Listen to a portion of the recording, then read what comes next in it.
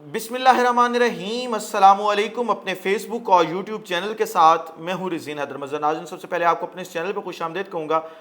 नाज़रीन, आज के इस व्लॉग में 3 अहम खबरें जो हैं वो आपके सामने रखनी हैं।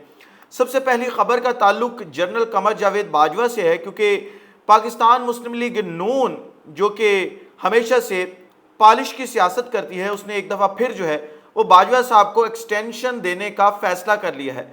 इसकी क्या तफसीलात हैं और क्या आया वाकई अब ये एक्सटेंशन होने जा रही है, बाजवा साहब का इसके ऊपर क्या रद्द अमल है और बाजवा साहब की ज़ाती ख्वाहिश क्या है कि क्या आया ये फैसला जो हुआ है ये बाजवा साहब की ज़ाती ख्वाहिश पे हुआ है या फिर मियां मोहम्मद नवाज शरीफ और शहबाज शरीफ और पाकिस्तान मुस्लिम लीग नून की ख्वाहिश के ऊपर हो रहा है। ये तमाम तफसीलात आपके सामने रखूंगा। साथ ही साथ कल अयाज अमीर साहब पे एक हमला होता है। दुनिया न्यूज़ के सीनियर जर्नलिस्ट हैं और इंग्लिश के अंदर पाकिस्तान के अंदर उनसे बेहतर कॉलम कोई नहीं लिख सकता। और उससे एक दिन पहले अयाज अमीर साहब ने इमरान खान साहब के हवाले से भी कुछ बातें की और साथ ही साथ कुछ लोगों को प्रॉपर्टी डीलर्स कहा उन्होंने। अब ये प्रॉपर्टी डीलर्स कौन थे, फिर उसके बाद किसने उन पे हमला करवाया, ये तमाम तफसीलात जो है वो कुछ मैंने कलेक्ट की हैं। और अब तक वो जो ये हमला करने वाले थे वो पकड़े क्यों नहीं गए, उसके हवाले से ख़ास तौर पे बहुत अहम तफसीलात हैं, वो आपके सामने रखनी है, वो भी रखूँगा। और साथ ही साथ कल नून लीगी उम्मीदवार हैं, एक लोटा साहब है, जबोवाना साहब, फैसल हयात जबोवाना, उन्होंने एक तालिब इल्म उनके हल्के का था, क्योंकि अब वो इलेक्शन लड़ रहे हैं पाकिस्तान मुस्लिम लीग नून के टिकट से। उस तालिब इल्म ने कुछ सवालात किए उनसे और उन सवालात का जवाब देने के बजाय जबोवाना साहब अपनी गाड़ी से निकले और उन्होंने उसके ऊपर तशद्दुद शुरू किया। अब ये तालिब इल्म कौन था, वो सवालात क्या थे, ये भी आपके सामने रखता हूँ। उससे पहले दरख्वास्त करूँगा चैनल को सब्सक्राइब जरूर कर लीजिएगा, बेल आइकन को भी दबा दीजिएगा ताकि मेरे आने वाली तमाम जो वीडियोज़ हैं वो आप तक पहुँचती रहें और आपका और मेरा जो ये तस्वीर और आवाज़ की दुनिया का साथ है ये बरकरार रह सके। नाज़रीन, मामला कुछ इस तरीके से है कि इस वक्त नून लीग की ख्वाहिश है कि किसी तरीके से जो है वो अगला इलेक्शन उनके पलड़े में डाल दिया जाए, जबकि जो ग्राउंड रियलिटीज़ हैं वो इससे बिल्कुल बरक्स दिखाई देते हैं। इमरान खान साहब की इस वक्त जो मकबूलियत है वो पीक पर है। शायद ही पिछले 73 सालों में पाकिस्तान में इतनी मकबूलियत कायद आज़म के बाद किसी लीडर ने समेटी हो। लोग कहते हैं कि जुल्फ़िकार अली भुट्टो जो था वो शायद इमरान खान अभी तक वहाँ तक नहीं पहुँचे। मैं ये समझता हूँ कि शायद इमरान खान साहब जो है, बल्कि यकीनी तौर पे इमरान खान साहब जो हैं वो जुल्फ़िकार अली भुट्टो की मकबूलियत क्रॉस कर चुके हैं। जुल्फ़िकार अली भुट्टो एक ऐसा लीडर था जिसके पीछे लोग जान देने को तैयार नहीं थे।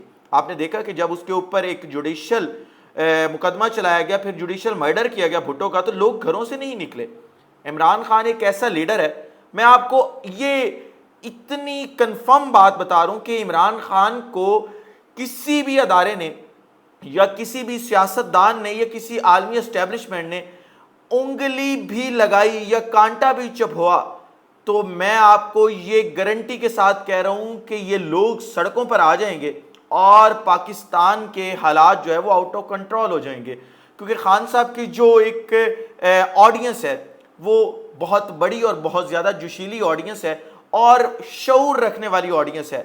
ये वही ऑडियंस है जो इस वक्त ये कह रही है कि जब हम लोग कब्रिस्तान गए, ये उन लोगों के मैं स्टेटस आपके साथ शेयर करूँ, तो वहाँ पे मुर्दों से पूछा तो उन्होंने कहा कि हम में से ज़्यादा मुर्दे वो हैं जो अपने हक के लिए आवाज़ बुलंद नहीं करते थे और डर से घरों से नहीं निकलते थे, लेकिन देख लें मौत ने फिर भी हमें लिपेट लिया।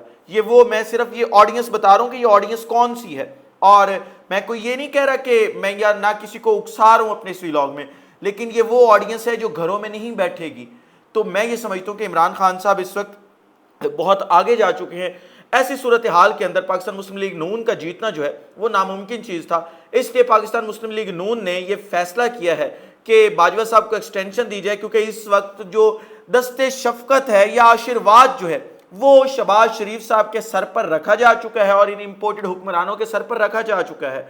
किसी तरीके से जो है बाजवा साहब को एक्सटेंशन दे दी जाए और फिर जो है वो इलेक्शन अगला उनके नाम कर दिया जाए। अब इसके अंदर बाजवा साहब की क्या ज़ाती ख्वाहिश है वो आप लोग शायद मुझसे बेहतर जानते हो, लेकिन इस वक्त जो बाल है वो बाजवा साहब के कोर्ट में। अगर बाजवा साहब चाहेंगे तो एक्सटेंशन मिल जाएगी और अगर बाजवा साहब रिजेक्ट कर देंगे तो ये एक्सटेंशन जो है वो नहीं دی جائے گی، لیکن نون لیگ کے حلقوں کی جانب سے زور ضرور دیا جائے گا، یا جو امپوز کرنے کی ایک چیز ہوتی ہے یا امپوز کرنے کی کوشش کی جاتی ہے، وہ امپوز کرنے کی ایک ناکام کوشش جو ہے وہ ضرور کی جائے گی اس کے اندر۔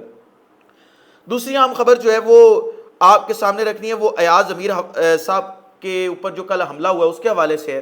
آپ یہ دیکھیں کہ کل رات کو نون لیگ کا جو پنجاب کا وزیر داخلہ ہے، وہ مولوی جو اپنے آپ کو پتہ نہیں کیا سمجھتا کیا ہے، مجھے یہ آج تک سمجھ نہیں آئی، اور یقین کر لیں کہ داخلہ کے جو معاملات ہیں وزارت داخلہ کے اس وقت زیرو ہو چکے ہیں، کیونکہ اس کو نہیں پتہ، نہ ہی اس کی اتنی کریڈیبلٹی ہے کہ وہ وزارت داخلہ کے جو معاملات ہیں وہ چلا سکے۔ تو اس نے جو ہے وہ دنیا نیوز کے دفتر کے اندر جو ہے وہ ملاقات کی ایاز امیر صاحب کے ساتھ، اور پھر اپنے سوشل میڈیا اکاؤنٹس کے اوپر یہ کہا، اور پریس کانفرنس میں بھی کہا کہ جی ہم 1 سے 2 دن کے اندر یا بہت جلد جو ہے وہ یہ حملہ کرنے والوں کو پکڑ لیں گے اور ان تک پہنچ جائیں گے۔ لیکن اب تقریباً جس وقت میں یہ ویلاگ ریکارڈ کر رہا ہوں 24 گھنٹے گزر چکے ہیں، تقریباً 27 کیمرے جس جگہ پہ حملہ ہوا ہے اس کے ارد گرد جو ہے 27 کیمرے تھے۔ 27 کیمرے ہونے کے باوجود پاکستان میں CDR کا جو سسٹم ہے، جس کے اندر آپ کو یاد ہوگا کہ مینار پاکستان کے اندر جو ایک واقعہ ہوا تھا عائشہ اکرم کیس، اس کے اندر CDR کے ذریعے لوگوں کو گرفتار کیا گیا تھا کہ عائشہ اکرم کا جو موبائل فون تھا اس کے ارد گرد کون کون سی لوکیشن تھی۔ اب تک اس کے اوپر بھی کوئی کارروائی عمل میں نہیں لائی گئی۔ وہ جو لوگ وہاں پہ آئے تھے ان نمبروں کا ڈیٹا نکلوایا جا سکتا ہے، سارا کچھ کیا جا سکتا ہے۔ اب اگر ان لوگوں کی گرفتاری نہیں ہوتی اور ہم اگر ایاز امیر صاحب کی پرسوں کی تقریر دیکھیں تو پھر آپ کڑیاں ملا لیں، بات کہاں پہ پہنچ رہی ہے، آپ کو خود بخود پتہ چل جائے گا کہ حملہ کس نے کروایا۔ وہ پہلے بھی باتیں ڈسکس ہو رہی ہیں سوشل میڈیا پہ، لیکن پھر شاید وہ جو نامعلوم ہے وہ معلوم ہونے کے باوجود جو ہے وہ گرفتار نہیں کیے جا سکتے یا ان تک پہنچا نہیں جا سکتا۔ تیسری اہم خبر نون لیگی امیدوار فیصل ایاز جبو وانا کے حوالے سے ہے، کیونکہ میرا تعلق بھی جنگ سے ہے اور وہ جنگ سے الیکشن کانٹیسٹ کر رہا ہے، اور جبو وانا صاحب جو ہے ان کے قریبی ساتھی بڑی تعریف کیا کرتے ہیں۔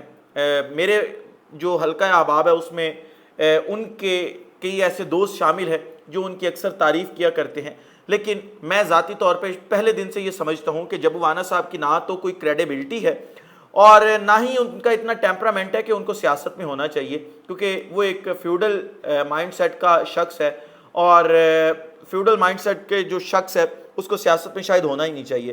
وہ اپنے حلقے کے اندر کیمپین کر رہا تھا اور سڑک کے کنارے کھڑا تھا، وہاں پہ کچھ نوجوان آئے، طالب علم تھے، انہوں نے پوچھا کہ آپ الیکشن کانٹیسٹ کر رہے ہیں اس حلقے سے؟ اس نے کہا جی میں الیکشن کانٹیسٹ کر رہا ہوں۔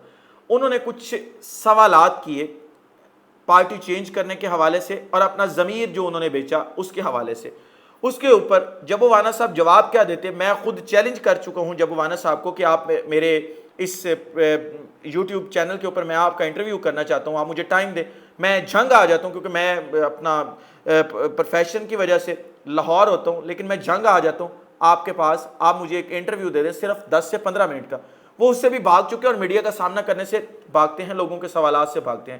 تو جبو وانا صاحب نے اس نوجوان طالب علم کے اوپر جس نے سوالات پوچھے تھے تشدد کرنا شروع کیا، اور گاڑی میں ان کے ساتھ ان کے گارڈز بھی تھے اور پی اے بھی تھا، وہ بھی نکلا اور انہوں نے اس نوجوان کے اوپر تشدد کرنا شروع کر دیا اور ننگی ماں بہن کی گالیاں نکالنی شروع کر دیں۔